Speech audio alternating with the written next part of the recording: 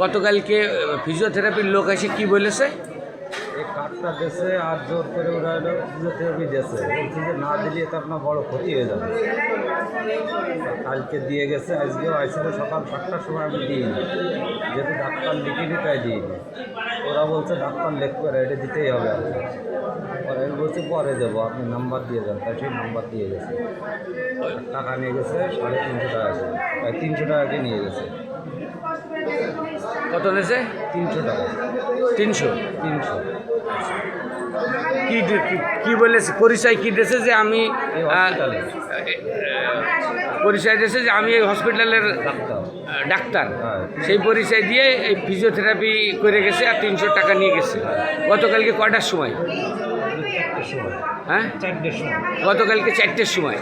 আর আজকে সকালে কয়টার সময় এসছে? 7টার সময়। 7টার সময় এসে আবার আজকে করাতে এসে হ্যাঁ, এই প্রতিষ্ঠানের লোক? এই প্রতিষ্ঠানের লোক। আচ্ছা, এবং তারা ডাক্তার জোর করে করাতে এসে? ডাক্তারের পরিচয় দিতে চাচ্ছে।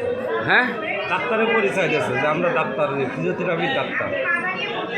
আমরা ফিজিওথেরাপি ডাক্তার পরিচয় দিয়ে ফিজিওথেরাপি করাই গেছে, আবার আজকেও আসিল করাতে। তাই জন্য যে তাহলে এক্ষেত্রে ডাক্তার আপনি তাহলে টাকা নিলেন কেন? তা বলতে যে এটা রুলস, আচ্ছা এটা সরকারি রুলস, টাকা নিয়ে। আচ্ছা, রুলস, সরকারি রুলস বলে এই টাকা নিয়ে গেছে। আচ্ছা, ঠিক আছে। তোমার নাম? তোমার নাম? তোমার নাম? মোহাম্মদ ফারুক। গ্রাম? টিকিট দিয়া তুমি কখন ভর্তি হয়েছো? কালকে গেলে 1টার সময়? 11টার সময় ভর্তি হয়েছে। আচ্ছা, গতকালকে ছিল শনিবার সকাল 11টার সময় ভর্তি হয়েছে।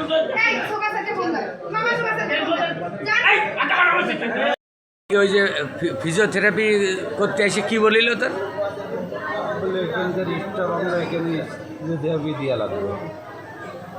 আমি বলছি তাহলে টাকা নেবেন কেন? বলে এটা সরকারি রুল। ডাক্তার